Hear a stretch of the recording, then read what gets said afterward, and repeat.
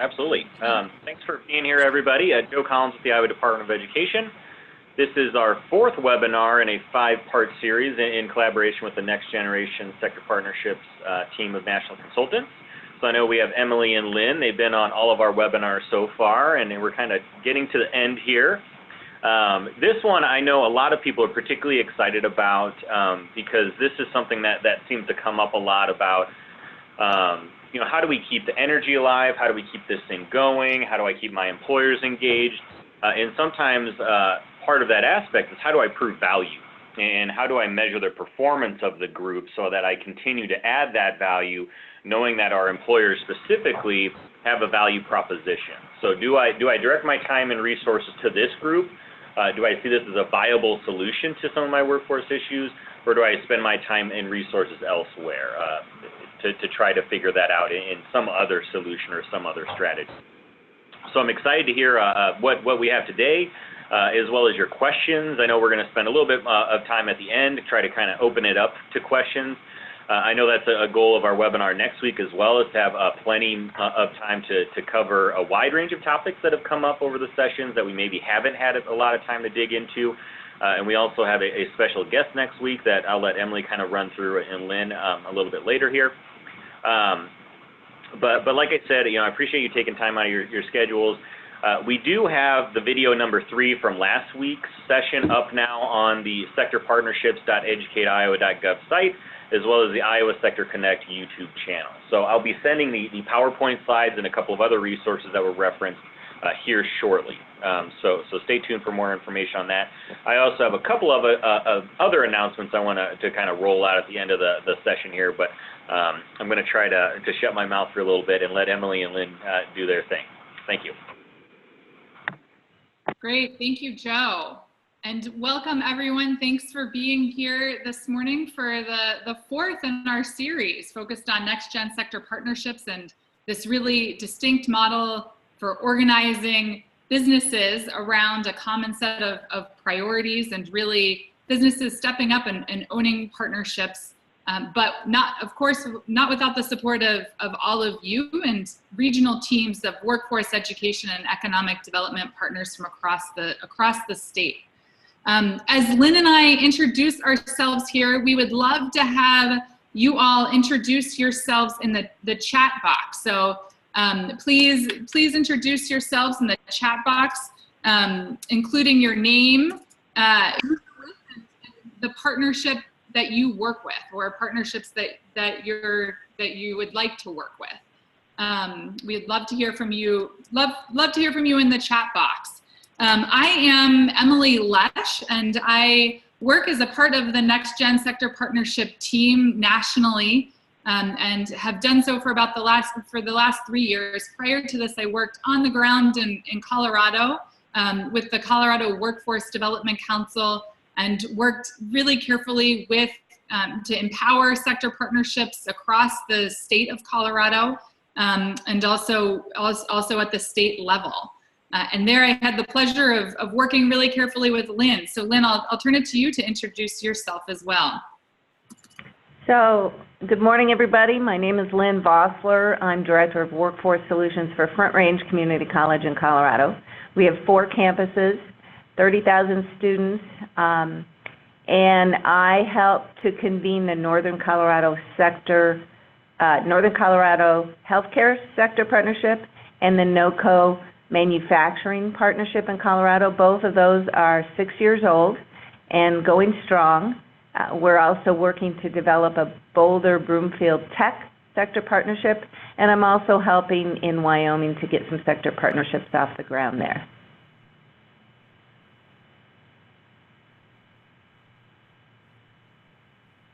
Oh, I had myself muted there. Thank you, Lynn, and thank you all of you that are introducing yourselves here on the group chat. I am hearing many folks that are just joining, so thank you all for joining.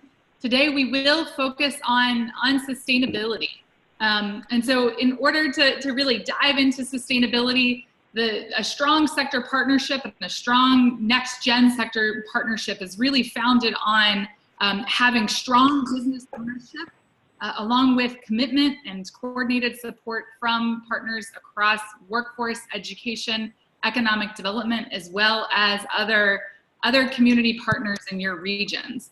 And so in order to really dig into sustainability, the sessions around building strong next-gen sector partnerships and how to really set up a partnership with businesses stepping up to own priorities are really critical to sustainability and organizing partnerships for the long haul.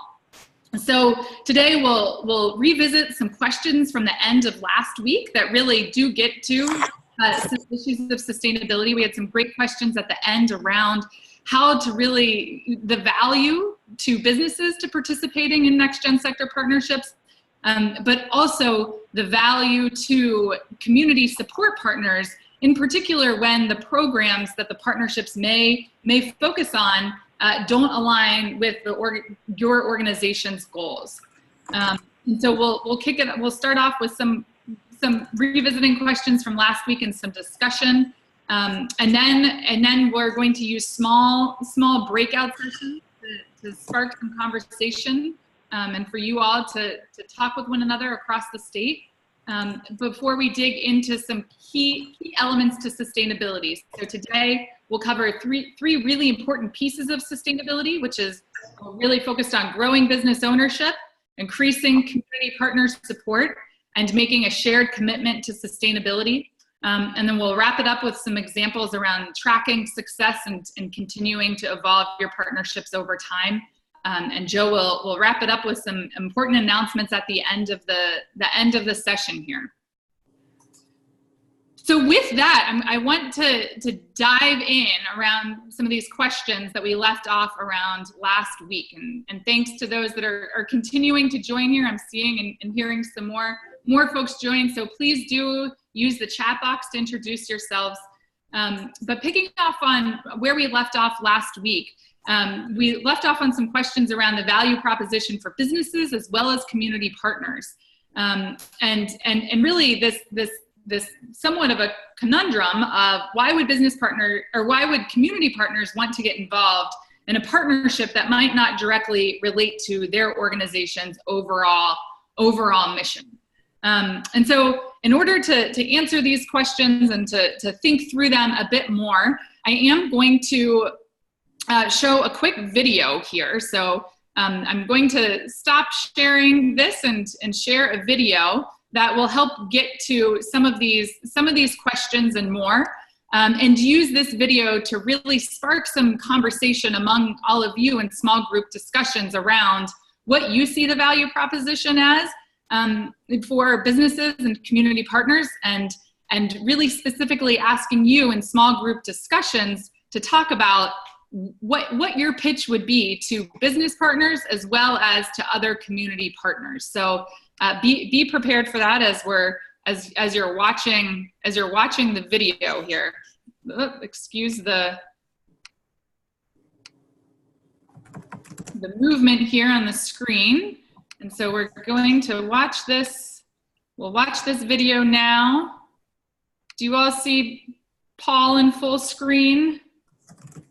Joe, do you see Paul in full screen? Yep. Great. Okay, yeah. Great. So we're gonna kick it off and be thinking about what your pitch would be to businesses and to community partners for the small group discussion. You know, when I was first exposed to the sector partnership model, I had no idea what I was getting into. I got invited to go to a breakfast meeting that I wouldn't have attended except it was on my way to work and the food was free. So I showed up for a sector partnership, and they said, "Hey, let's talk about things that are keeping you awake at night." And I had a long list. And then I looked around the room and realized my peers had the same list, and suddenly I wasn't alone in this anymore. And I think that was my first motivation, was that recognition that I wasn't alone in those struggles, and there are other people with the same problems, and we could get together. And then it dawned on me, wow, in working together, there might be solutions that all of us can enjoy. And then recognizing the power that the public partners brought to that mix is what kept me engaged. You know, the idea that we could get together and share our challenges, you know, that's not something we do that infrequently anyway, maybe go for a beer or whatever, but coming together in a more formal structure with resources in the room, recognizing the partners that could take us to the next step, that's what's kept me in. I tell the story a lot about how I'd been in workforce development for 14 years. I had been working with industry considered it sector strategy work that we were doing as we worked with them, and we really had a singular focus. It was all around workforce development. When Lindsay came to me and started talking about next gen sector strategy work, I still wasn't quite a believer. I wasn't sure what she was talking about.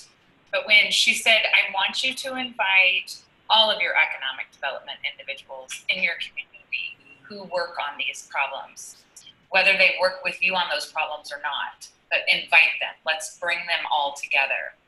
And I will say that that was the single greatest thing that has come out of this work, because we were no longer trying to solve this problem or a problem by ourselves, even with workforce. But we also opened up our minds and listened to all of the issues of industry. And there are things, especially with our first one that we chose when we worked with the tech sector industry, there are things within the industry that as a workforce development organization, we never would have been able to focus on. Things like high-speed internet is not something that's typically something that workforce development says, well, yeah, we'll fix that for you. But because we know it's so critical to the industry, while we were working on workforce issues, we had a group of individuals, city leaders, and our community leaders who were working on that high-speed internet. And that's what made a huge difference in our community, and that's been a game changer for the industry. And that's why I believe that the next gen sector strategy methods work. In the first meeting, they asked us all to sit in the front of the room. Everybody, and this was a manufacturers meeting, so all the manufacturers sit in the front of the room. And there were people sitting in the back of the room. So, people behind me make me nervous anyway. And I'm looking around, who are these people in the back? And they said, well, those are the educators and the economic development folks and the workforce development folks. The public partners, they need to sit in the back. And I thought, well, I'm uncomfortable with that. I don't like that they're in the back. The second-class citizens, wasn't this a partner meeting? Why are they back there?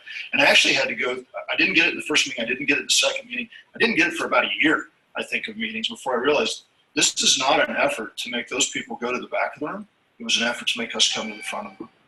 The business and industry folks could no longer hide. We couldn't just come in and say, well, I got a busy day, check my phone. Hey, thanks for having the meeting. Coffee was great. And run back to my low concrete box. For sector partnerships to really work, business and industry has to figuratively and literally come to the front of the room and be part of the process right at the beginning. I think back to the very first meeting when we convened manufacturers for our sector partnership the very first time. I think there were 28 of us in the room. And we got to post up on this wall things that were keeping us awake at night. And it was amazing the commonality and the issues that came up around workforce, regulatory issues, transportation, cost of doing business, supply chain, all the things that you can imagine if you're in that business or a related one. And we got done with the meeting. We're kind of winding down. We really weren't done yet. And there's this grizzled old, industry veteran sitting next to me, and he leans over the table and he says, I was in the same meeting, 10 years ago, and we talked about this same stuff. And he was making a very negative point, but he gave me what I needed. He gave me my launch to say, this guy's exactly right. He's exactly right. And if we don't step up as an industry now and partner together and partner with economic development, workforce development, education, come together to solve these problems 10 years from now, our successors are going to have this same meeting. And they're going to be dealing with these same issues. So it really is a time to step up as an industry, learn to partner. Because if you don't do this, who's going to do this? If you don't do it now, when's it going to get done? You need to be part of the sector partnership initiative.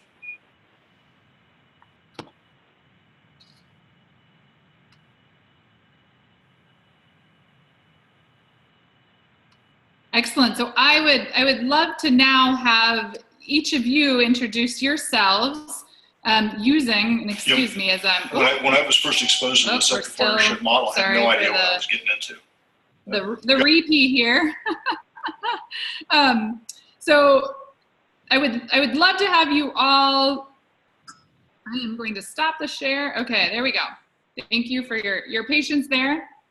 So I would love to now use that video and insights from Paul and Christina. So Paul Harder, many of you met Paul and saw him a few weeks ago on in the webinar series here.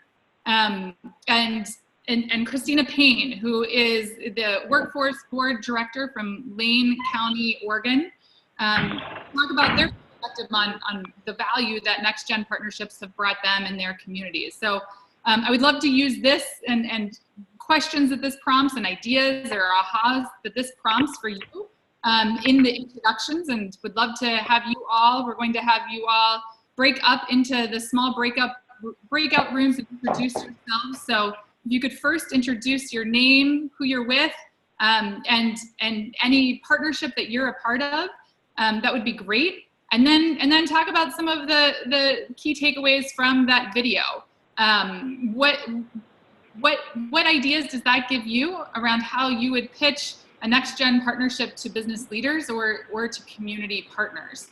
So you will all be transferred into breakout rooms here with about 5 other people, and we'll have about 10 minutes for this discussion. So if it's quiet at first, don't be afraid to break the ice and introduce yourselves to others and discuss the value proposition that you see to businesses and to other partners. So the rooms are opening now.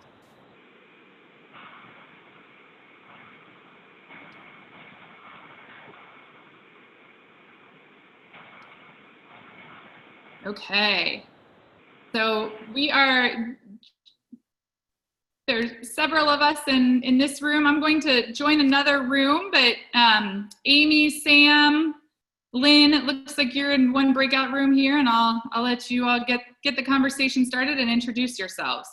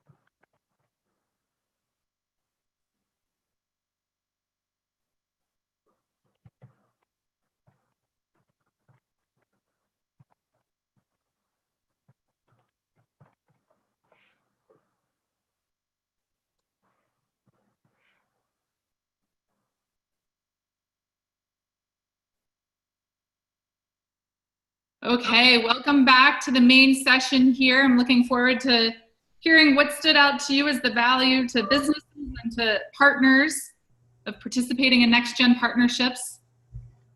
Folks are still just joining back in here.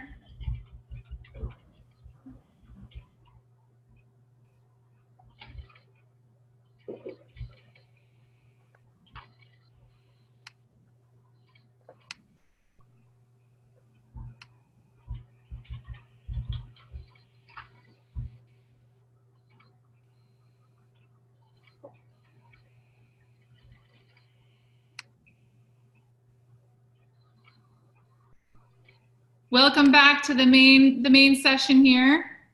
It looks like there are a lot of folks coming back in right now, so welcome back to the main session.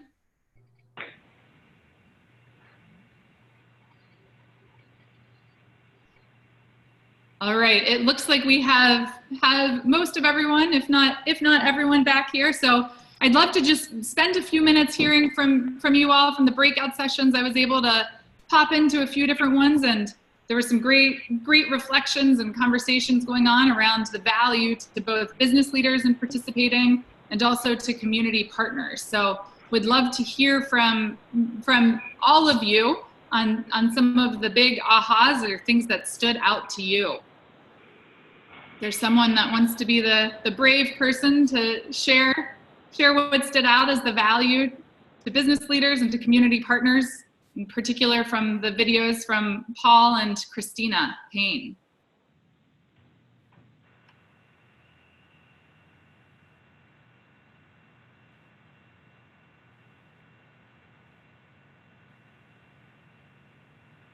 How about what,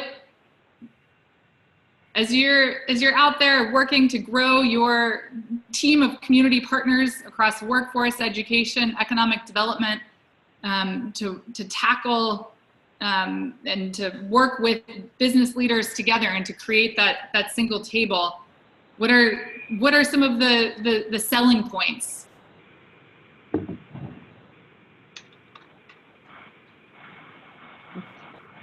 You know, I just mentioned, I'll maybe talk and somebody else will talk, but I just mentioned it seemed like there's kind of the big three kind of values to employers, or what kind of keeps them up at night, and surrounding the workforce, or talent as they might call it.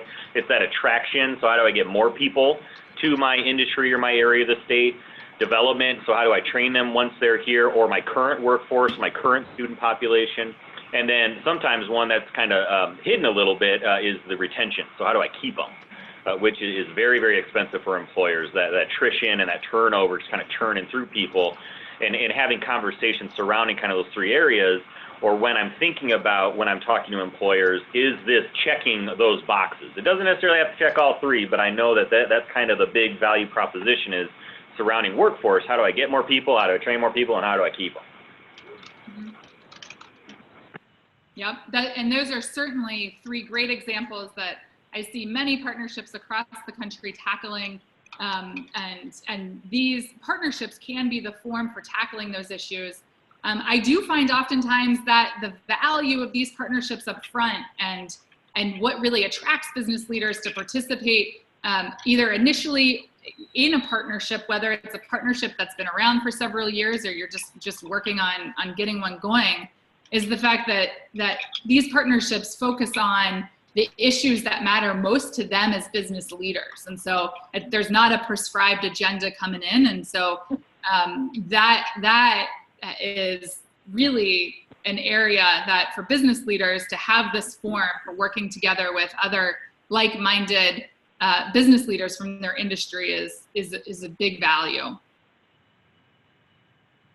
Lynn, when you have done the hard work of recruiting and business leaders, whether it was in the beginning of the partnership or now, 6 years into your partnerships, both with the Northern Colorado Healthcare Partnership and the Northern Colorado Manufacturing Partnership, what stands out as the value proposition as you're recruiting business leaders? You know, I think going along with whatever those business leaders are passionate about is so important.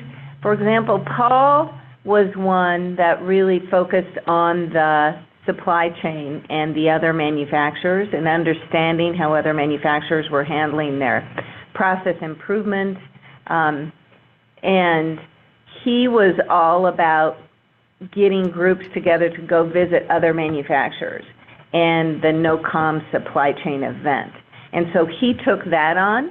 Talent, he had a good, strong workforce at the time, so talent was not as much of an issue for him. And so it was important that he led the charge on getting the manufacturers together and starting to work on those products.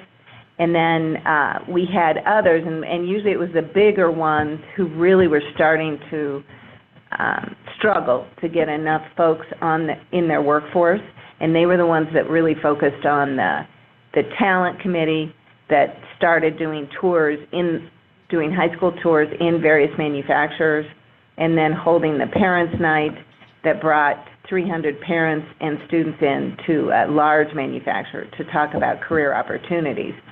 So I think that making sure that the business people are focused on what is most important to them and can see progress in what's most important to them is huge. Great, thanks, Lim.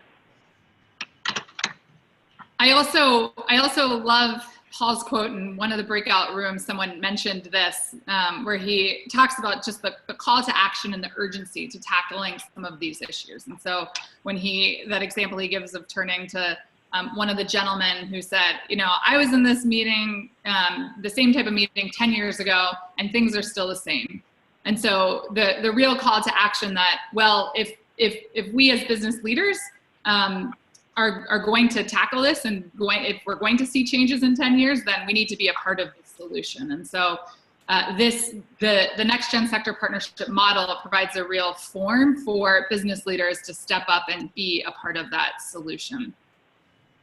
So as we're going to get into some of the keys to sustainability here for the rest of today, but we really wanted to focus on these conversations up front as building your bench of business leaders and also of community partners and ongoing nurturing, recruitment, and development of both business leaders and community partners is really one of the most important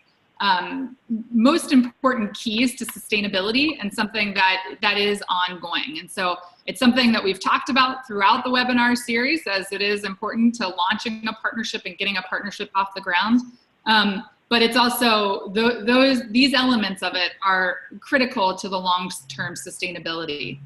And as I've said throughout the webinar series, these partnerships are really built on relationships, and so it is really tapping into those relationships and continuing to develop them and plug folks in an effective way that is most important to sustainability. And so you can see on the screen here, and those that have joined us for the prior sessions, I recognize many familiar names here. So thanks for coming to this session as well. But you all know that we've covered steps. We've been covering steps 1 through 5 so far, and that there is, and most importantly, that there is a step-by-step process to launching and sustaining next-gen sector partnerships. And you can find this process outlined and a plethora of tools and resources at nextgensectorpartnerships.com. And so today, we're really going to be focusing on moving from the launch into action and on into sustaining and evolving. So you'll remember at the launch meeting that the business leaders identified both the big opportunities and exciting trends for their region, and most importantly, honed in on action areas that most warranted their collective action. Those things, as Paul said, that are really most pressing and that they can roll up their sleeves and most want to tackle together. They also made commitments to helping move those priority areas forward. And so what you walk away from the launch meeting with is really a skeleton for action teams. And so from immediately after the launch, it's important to move quickly into action. And I do find that once you get through the launch, the response time of the community support team and moving into action is absolutely critical. And moving into action and what this looks like is in the 1 week following the launch is really sending very quick communications, distributing that launch summary, scheduling action team calls based on those priorities identified at the launch within 2 weeks, and then holding those initial action team calls or meetings. And so those initial action team calls are really held in order to define what success looks like and the outcomes for each of the priority areas. And so what you want to walk away from those initial action team calls with is a draft action plan, essentially, a draft roadmap for moving that particular action team forward. And that roadmap has a clear definition for success for that action team. So if it is around recruiting individuals to the industry, you have a draft plan of what that might look like. That includes some specific actions. And so you want to really some defining questions in order to define the success of that action team is what signs of progress would you need to see to keep you engaged and working on this priority. So you want those business leaders to really define what success looks like and what are the outcomes that they're looking for. And then you want to identify the early wins and actions. And so a prompting question there is around what tangible actions can be taken to start moving towards measurable outcomes and build momentum. And so this is where business leaders begin to identify actions that can be taken. So again, this is not about the partners identifying what actions can be taken in order to increase recruitment into healthcare, for instance. It's about the business leaders identifying those actions. And this is where it can get hard for those of you that are community partners, whether you're from a community college or a workforce center or economic development. You know what it can take to work towards that outcome, and there are outcomes that you work towards on a daily basis, but providing the space and leaving the time for the business leaders to really define what these actions are is really important to building their ownership overall. And then lastly, you want to end the action team call with who will do what and by when. And so you're looking for that firm commitment and commitment from the business leaders to step up and help move these action teams forward. And so at the end, you'll have a draft action plan. So then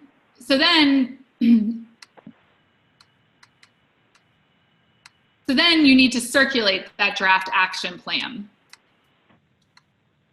And that draft action plan has several important components. And so it's important to have that overall outcome or goal that we discussed, the team members and who's included in that action team, as well as the actions and timeline. And then it's also important to keep in mind that overall action plans are an important tool for keeping the partnership on track and moving forward.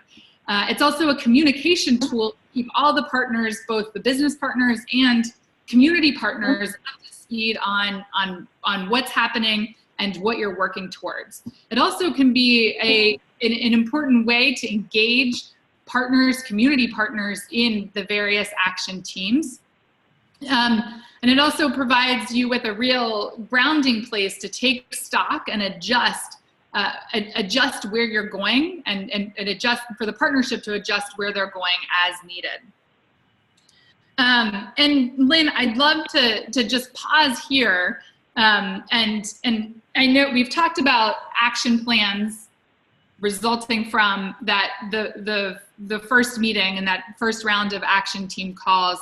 But really these action plans are meant to and important to keep in place over time and to really evolve over time as the partnership evolves. And so these action plans are a real cornerstone to overall success and sustainability and organizing a partnership for the long haul. So Lynn, I'd love your perspective on the value of having these action plans in place, and also to have a few examples from you of action plans and how action planning evolves over time. Right. And it's interesting. I've actually lately been working with some Wyoming partnerships, and I saw one actually start out with only business partners. They had some community partners in the room, but they wanted to meet just as business partners. And so they took it to the extreme when Paul was talking about having business partners in the front of the room. They took it to the extreme and wanted to be by themselves for a while. And it's interesting because you do need those business partners to set the action, but a lot of times it is those community partners that actually make things happen, because we are out there working in the schools and working in the areas where we can make things happen. So they really did a lot of talking with the business leaders, and then they brought their public partners back in, and that's when things started to happen. So I agree with you, Emily. Having an action plan is huge. Seeing action take place is huge to keep people coming and interested. So with the NOCO manufacturing partnership, each year they do have a board of directors, and each year they turn over two, so they have 7 manufacturers and 3 public partners. And every year 2 people turn over, 2 or 3, and so they have to get those new board members up to speed. And so they do a strategic planning session that includes some education about sector partnerships, but that it also includes what are we working on, what are our action plans for, what were they for last year, what have we accomplished so far, and then where do we want to go for the following year. And so they set up a plan for the next year and set up those measurement goals of what they want to achieve. I've seen the same thing with the healthcare sector partnership. They have a workforce. I co-chair the workforce subcommittee there, and we have a planning session every single year. And then every meeting, we go through those goals that we're trying to accomplish, and where are we with each of those goals. And we have different people working on each of those goals, and so they report out. And so at each meeting, those folks who are working on those report out and let us know where we are. So we know that we're continuing to get things done, and we know that by the end of the year, these are the things we want to accomplish. So, for example, with the workforce subcommittee, one of them is our Get Into the Guts of Healthcare Careers events that we do at hospitals and invite high school students to come in, and we set a goal for how many of those we want to do each year. So that's sort of some examples of how I think action plans just need to become a part of everything you do. Yeah, and Lynn, thank you for highlighting that and providing those examples. I think at the end of the day, the action plans and having strong action plans in place that are developed by the business leaders, and as you said, Lynn, and kicked it off where in Wyoming, business leaders, they began to develop their action plan with only business leaders in the room. And so at the end of the day, that means that they're really going to own what it is those actions are that they're identifying. But as you highlighted, community partners are really critical to the solutions and getting things done. And so having action plans in place are a really key component to sustainability, and they're also a really key component to being able to track and measure your success over time and to tell your story as a sector partnership. Because without some baseline, you have no way to look back on where you've been and to tell the story of what you've accomplished over time. And so I know Joe has mentioned to me that there's a lot of interest around metrics and performance measurement for partnerships. And I wanted to really spend some time on these action plans because they do provide a really important foundational piece to be able to track and tell your story of the partnership as it evolves and develops. So Emily, I've got a quick question, and Lynn. Yeah. When we're talking about action plans and kind of, so we have a goal of, let's say, talent attraction. So how do we get more people to our area? I know there's always a fine line where employers want to hear examples. So what has worked in other areas of the state, or what have you heard as the convener or facilitator that other groups are doing? I know there's a fine line of giving them ideas without forcing that on them, or they just say, oh, let's just do that, meeting over. So could you maybe talk a little bit about that? And then also maybe advice for having them come up with maybe a list of solutions instead of just focusing on like one, but everybody bring 5 ideas for how to fix this to the next meeting.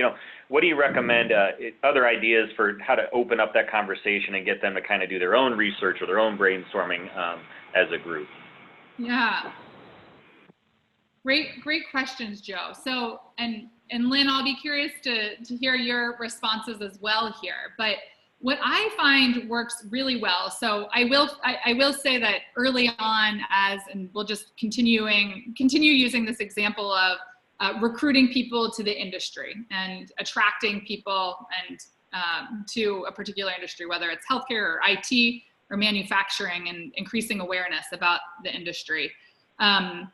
I find that as business leaders are crafting that draft action plan and identifying what their long-term goals are and what they need to do to accomplish those goals, pretty early on they say, well, I'm involved. You typically have someone in the room that's been involved with some other effort that's similar, and so they can lend their experience, or you have someone in the room that's heard of other similar efforts. And so an action, a really simple action may be to do some research on what other career awareness campaigns are out there. And that's when then, as community support partners, the window is really open for you to provide a menu of options around what is out there and what's already happening, but also best practices around what you've seen work well, or best practices from other partnerships across the state. And so I will say that there's not a direct formula for how and when to introduce those, but to really follow, it's following the business's lead. And so if it's essentially a dance where you're following the business's lead and you're drip feeding the right level of information at the right time. The one risk of providing too much information around a variety of career awareness campaigns up front is that business leaders then say, all right, and you probably remember me saying this in a prior call, all right, this is covered. I do not need to do anything here, although I still am having trouble, like no one's interested in getting into this into this career. And into my industry, but it sounds like it's being tackled by all these other partners, and so they step back and don't feel the need to get involved, or they feel like they just aren't in the loop and don't know what's going on, and so they're not going to step forward and put their full selves into it. In terms of a list of example and providing a variety of examples.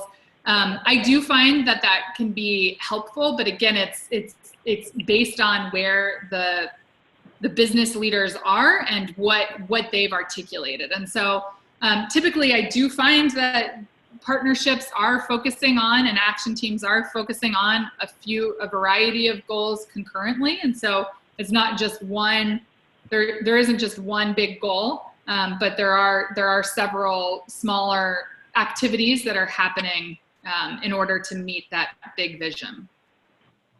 I would just say, Emily, when I see it very successful is when those business folks get to show off their facility. When they start talking about, we just got to get more folks looking at manufacturing, or we have to get more folks talking with not only nurses, but rad techs and individuals throughout the facility about their careers, that's when they become so much more passionate, because you're tying into the pride of their industry. And so the more you can do that, the better. Rather than sort of a laundry list of here's some career exploration opportunities, if they can involve the folks within their own facility or their own industry to help build that picture, and then have the K-12, then it's the K-12 folks to make sure they get the right kids there. But tapping into that pride in their industry, I think, is in all sorts of ways is important.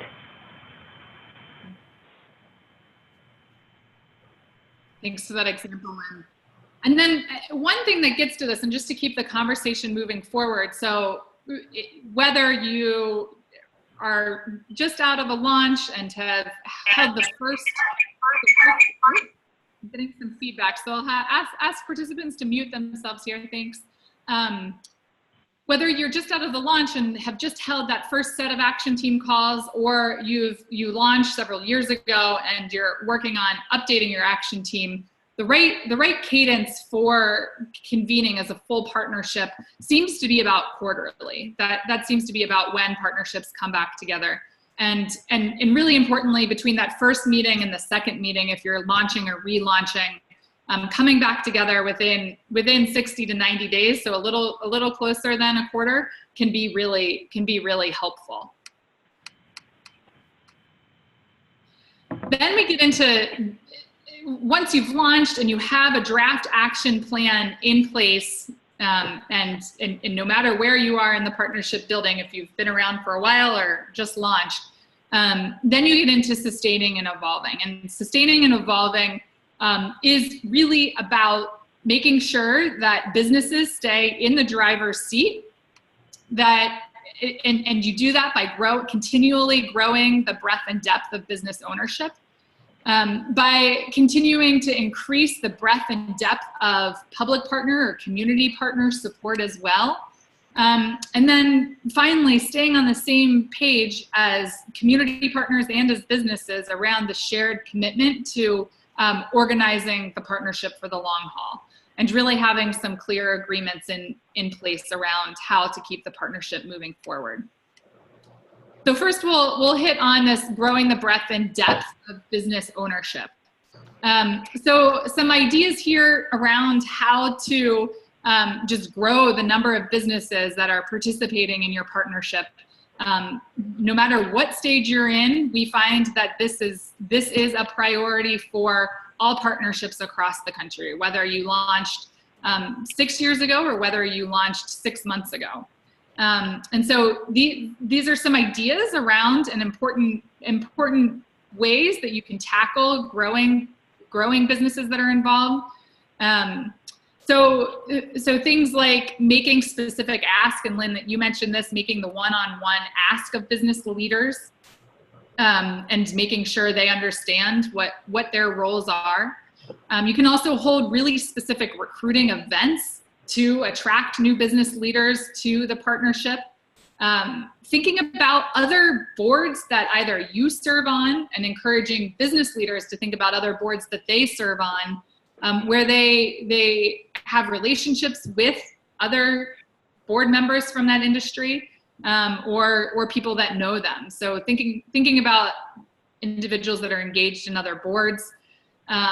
Leveraging business service professionals. So people like lawyers and accountants often have a good sense of the industry leaders in a region.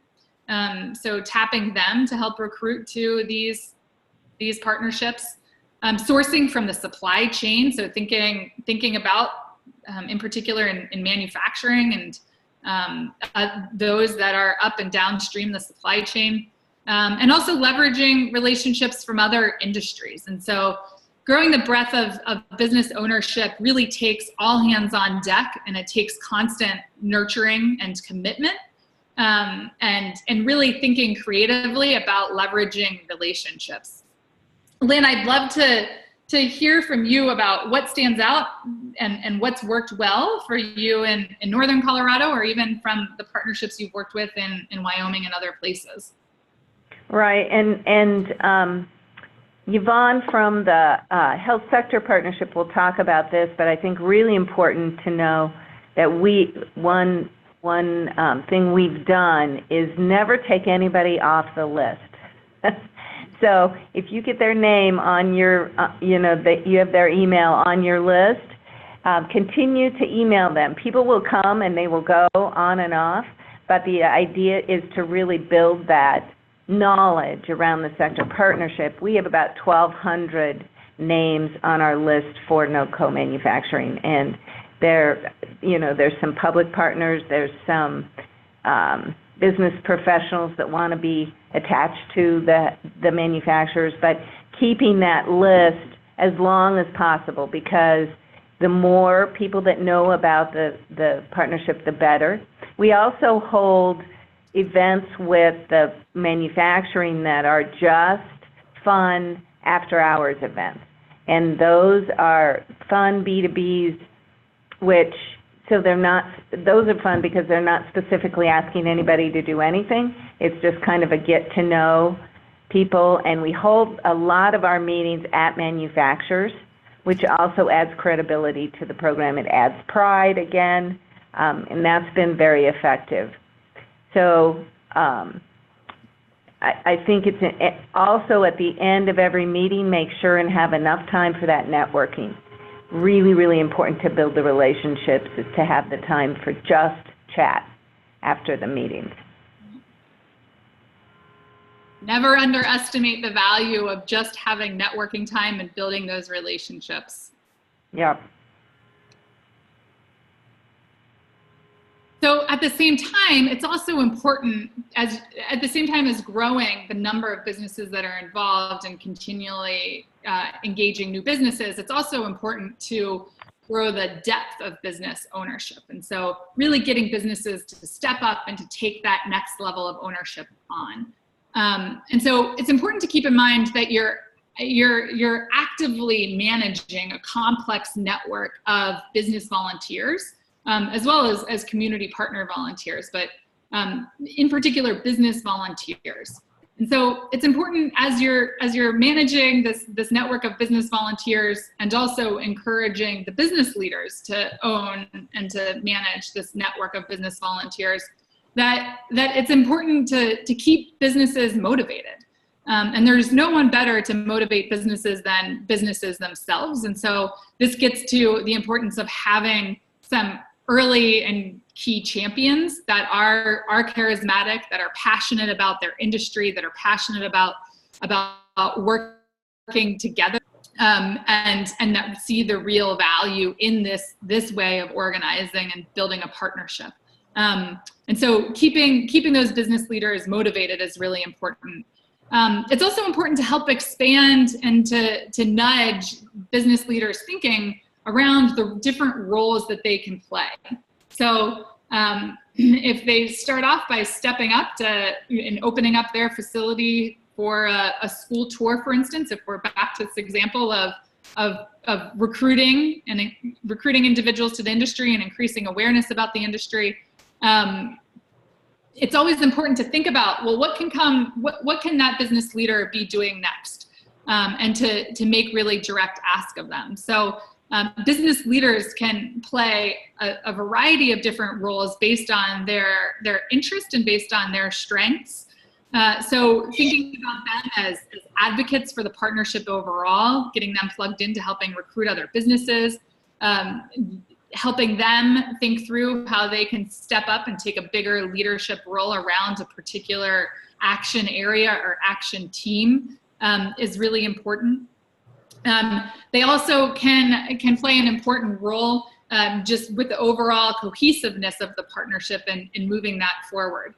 So you can see there's a tool linked at the bottom here around business champion job description.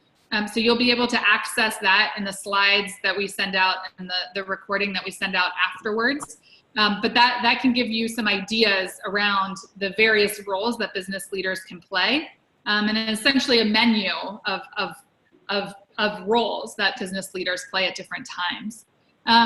As you're assembling teams, it can be important to really think about the various skills that businesses bring to the table. And you can help play matchmaker in assembling teams to ensure that the important roles and strengths of those teams match one another. Number 5, cultivating friendships and deepen the trust. We've hit on that a lot, but that is a really important key for growing business ownership overall. And also building the bench. And so it also, and what we mean here by building the bench is also looking at, within one particular business, looking at other individuals that can come to the table. And so while it's important for partnerships to have the CEOs and decision makers at the table and really involved in setting the overall vision for the partnership, they can as as the partnership is growing over time, those individuals can also look to others within their business and get them involved. And so, for instance, this is where we see talent acquisition managers get involved in workforce action teams, and others as well. And so think about making that call specifically to businesses to increase the ownership of the partnership. Lynn, how about, are there specific examples or tidbits that you think are most important to highlight here around growing business ownership? Well, again, I think you alluded to this, but one of the examples was I realized as we were going out and marketing manufacturing and building marketing materials and coming up with slogans, I realized that the people we needed to tap into were the marketing professionals at each of the manufacturing facilities. So if you go to those sales folks and those marketing people, they've got the skill set that you need. And they weren't originally brought in, but they are some of the best folks on the team right now because there's a big marketing and sales focus to what we do. So making sure that you're digging deeper into that manufacturing organization, that it isn't just one individual, and the same with the public partners. There are those of us who tend to be the face at the industry sector partnership meetings, but we all in our organizations have people with talents that we can bring in. Great point, Lynn, and great segue into increasing the breadth and depth of public partner support, which, as Lynn noted, is really critical to keeping the partnership going overall as well. And so as you're looking at growing the breadth of community partner support, it's important to think geographically about your region as a whole and to ensure that you have community partners from across the region involved. And so one thing that community partners can do is to really commit to delivering for their part of the region and recruiting individuals from their part of the region or their geography or area that they serve. It's also important to address other gaps in the sector support team. So ensuring that you have a balanced team, that it's not just a community college out there in the partnership, but that you have a balance from across workforce development, K through 12. I'm going to ask folks to mute their lines here. I'm hearing some background conversation. So if partnerships are really effective for the long haul, we have to remember that they're going to be really cutting down on duplication of ask of business leaders from, for instance, workforce boards and community colleges. And so you need to ensure that your sector support team is broad and that you have folks represented from across the region and across workforce education and economic development. Community partners can also be critical advocates to their field. And I am going to ask folks to mute themselves here. I think I might just mute, I think I'll mute everyone. And Lynn, as I'm doing that, I'd love to just have you speak to this slide and example yesterday growing public partner support. I know how that feels, let's just say.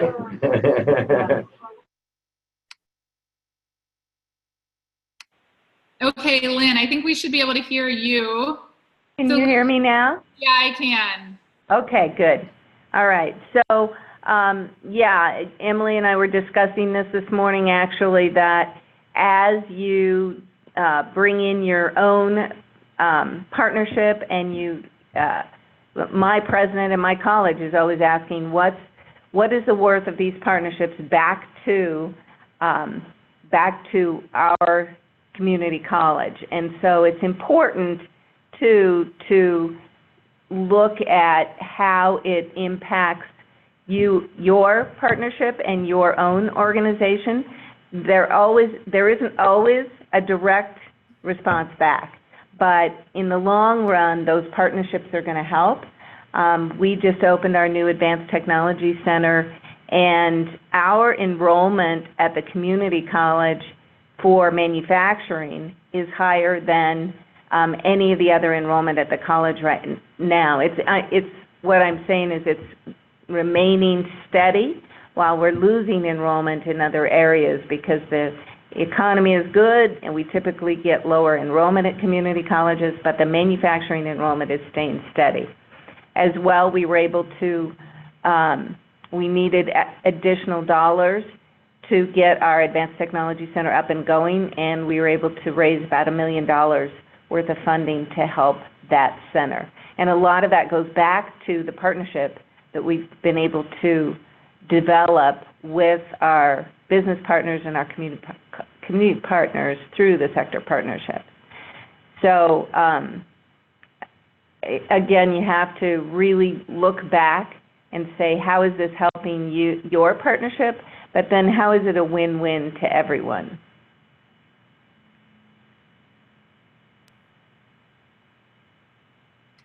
Excellent. Thank you, Lynn. So it's that win-win that you're really looking for as you're growing this partnership, and as you're growing the number of community partners that are involved.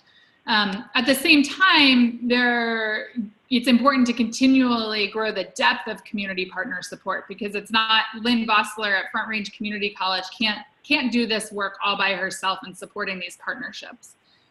There's a team response there. And so it's important to really designate individuals to help on the front lines with the action teams. And so you want individuals that are able to commit their organization's resources, people that understand the importance and value of keeping business champions in the driver's seat. You want people, and I think this is really one of the most important things I'm finding, is you want people that are really flexible and creative in thinking about what resources they can bring to the table. So this is not about prepackaged solutions or things that you're already doing that need to plug in. It's about thinking in a really flexible way about how you can manage the work and support the partnership. You also want individuals that are really collaborative and positive sum.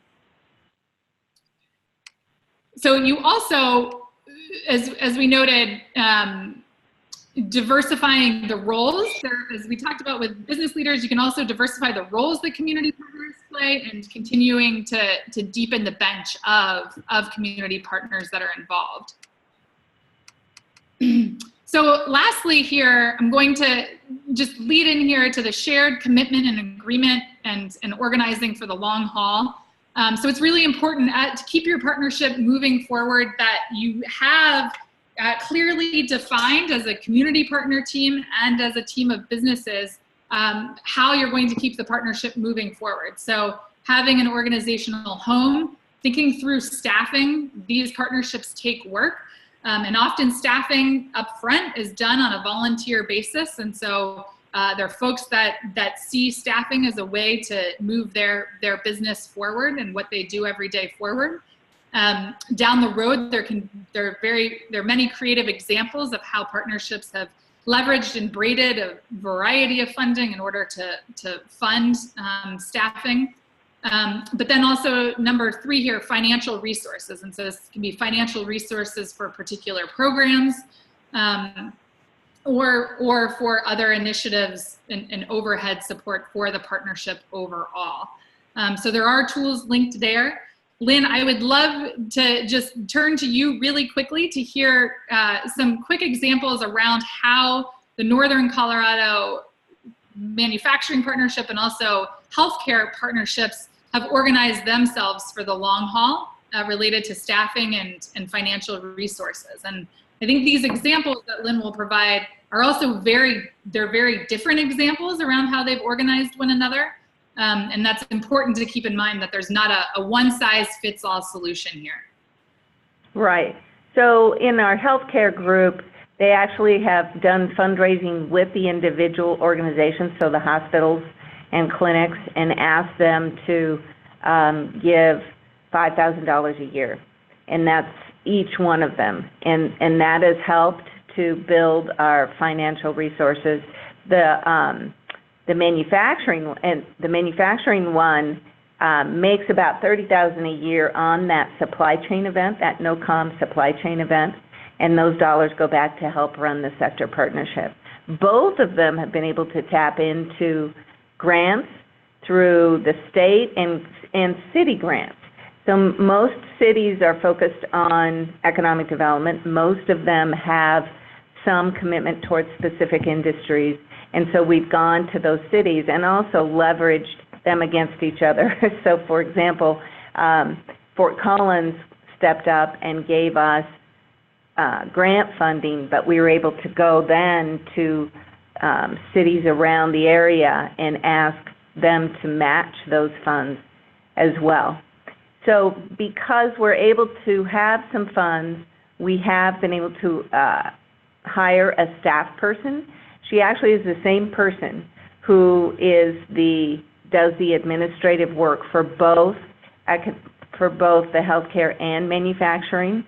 One point I will make, and we learned this in our breakout discussion, is be careful that if you get someone who's that staff member, that the industry partners don't think, okay, now our work is done, we'll come to the meetings, but this person is going to run the meetings, set the agenda, and do everything from here on out.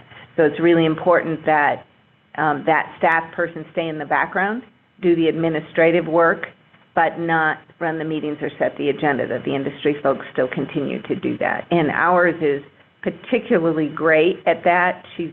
If anybody's interested, I'm happy to connect her, and she can give you information about how she does her work every day.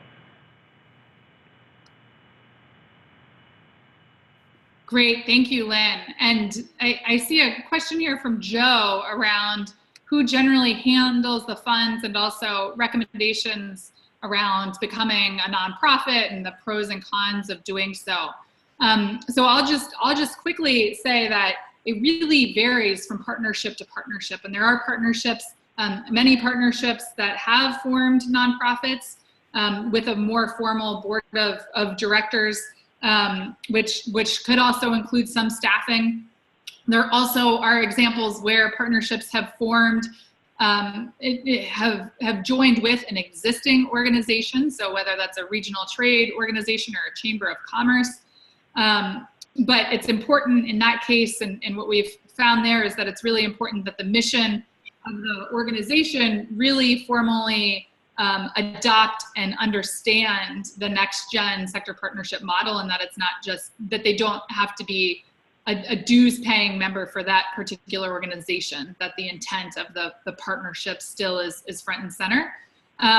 There's also examples, and many examples, of where partnerships become joint ventures across multiple organizations, and there are memorandums of understanding in place to do that. So there's definitely not one size fits all. I say the most important thing is that the business leaders are really owning that decision and making that decision to move it forward. Lynn, is there more that you would note there? There's different ways that we did this. To start, we did use the workforce center to house our funds, but they charged an administrative fee to do that. And so one, I believe the manufacturing still uses them to house the funds, but healthcare now uses the chamber. So finding someone, neither one of those organizations has decided to go to a 501c3. So they've looked for other organizations to house the funds and keep the funds available. Yeah, I know that that's come up where like a business maybe wants to donate, or you know, for tax purposes, how does that get classified? So I know you start kind of getting into the weeds on that, but I just wasn't sure if there were examples. It looks like Barb from Kirkwood mentioned that they formed as a nonprofit, but that's kind of the next step. A lot of these groups, as they start talking about going for grants or funding or having, you know, fundraising events of some sort, who's going to be handling that money, and how do we do that in a legal way, of course, but also in an efficient and cost-effective manner? Yep. The one example I'll provide of a nonprofit forming, and there really are very few of these that have turned into nonprofits themselves, but the Kingman and Mojave Area Manufacturing Alliance, KAMA, K-A-M-M-A, and they do have a website. So that's a good example of where they have formed a nonprofit. And this will be great. Many of these questions around organizing for sustainability will be really great to discuss with Yvonne Myers next week, who is the director of health systems for Columbine Health Systems in northern Colorado, because their partnership, as Lynn has said and previewed, has taken a unique approach to this. I do want to just quickly show some of the success metrics to consider over time. And so it's important to think about partnership process milestones, so things like business recruitment and the number of business leaders that are engaged over time, and to show that you're continually attracting new business leaders to the partnership. It's of course really important to track impact on businesses and the industry, as well as the impact on workers and job seekers. But then also this work, as we have talked about, is really about breaking down silos across workforce development, education, and economic development. And so the impact on public programs and how they work together efficiently and effectively is also really critical to keep in mind and to track over time. You can see some quick examples there of how partnerships have tracked a variety of success metrics, but again, these metrics really depend on what it is that your partnership is focused on and the priorities of. We've seen these before. You've seen these indicators of success for next-gen partnerships.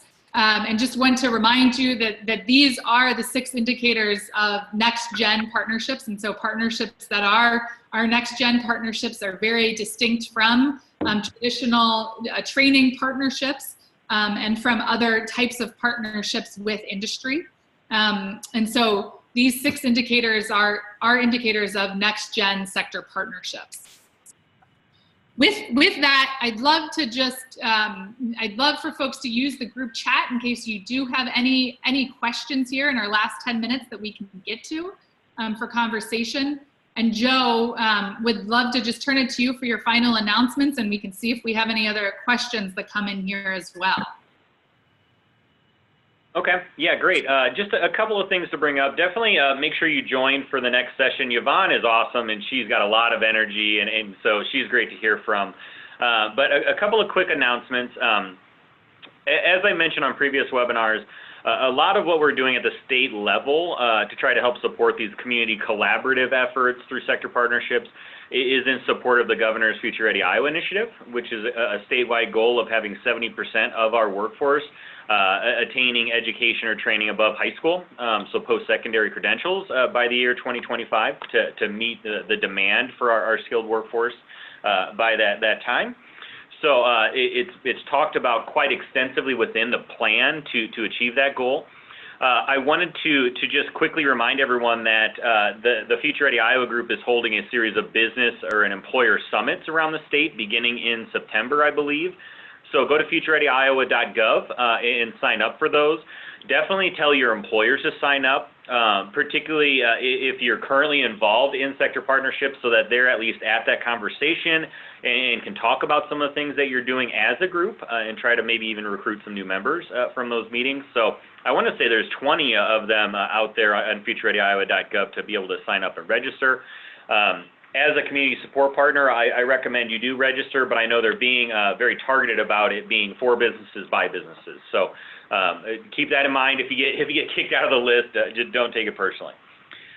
We also just released something that we hear from a lot of our sector partnerships is I would like more support promoting my industry, so the development of career pathways, so marketing materials and so forth.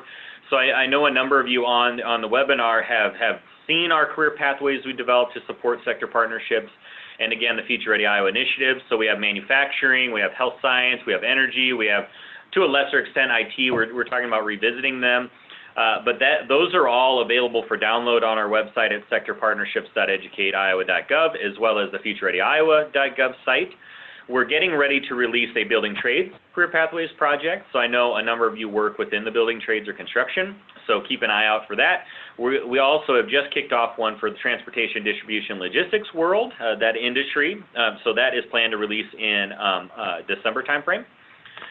So if we're talking about, what are some things we can present to our employers as a support partner to maybe start thinking at a local level, those statewide documents are always a great starting point, knowing that it's going to be different within different regions around the state. But we're also starting to branch much more into work-based learning. So I've been working very closely with the Iowa Work-Based Learning Intermediary Network, which if you're not familiar with the Iowa Intermediary Network, I would strongly recommend you go to www.iowain.org.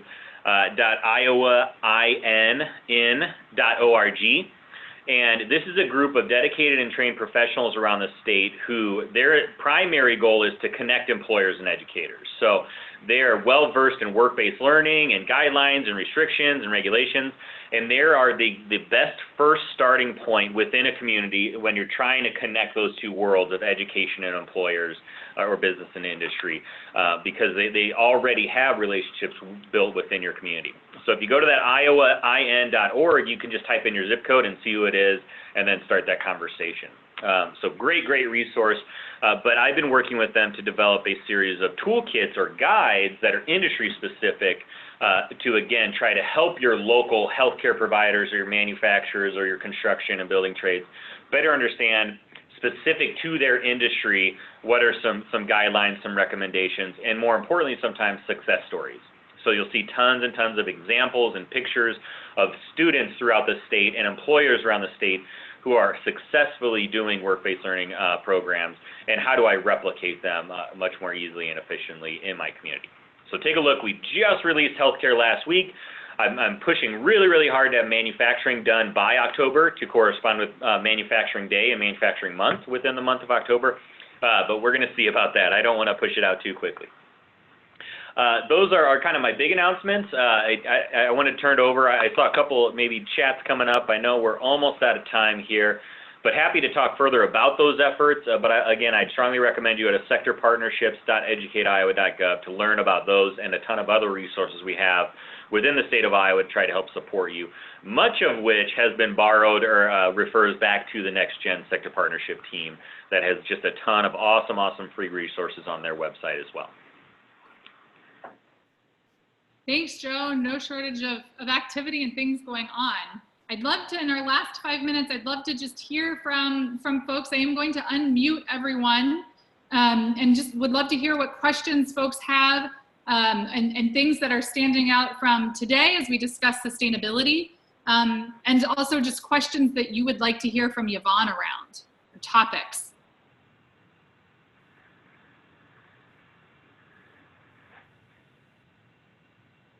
Are there particular challenges that you're facing with your partnerships that you'd like to ask Yvonne about, or that you'd love to hear about some other examples from across the country around?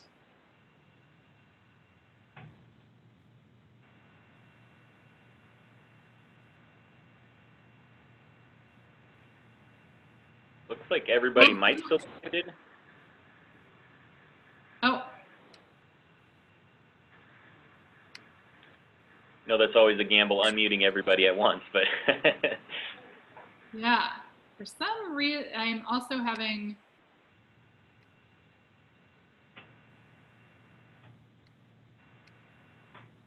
Yes, it is.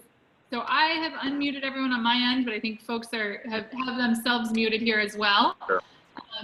But please do reach out to Joe, send him questions, topics that you'd like to hear about specifically from Yvonne. Next week will be a very casual webinar and really just focused on hearing from you. So please do bring your questions. We'll send out the links to the resources that we noted today.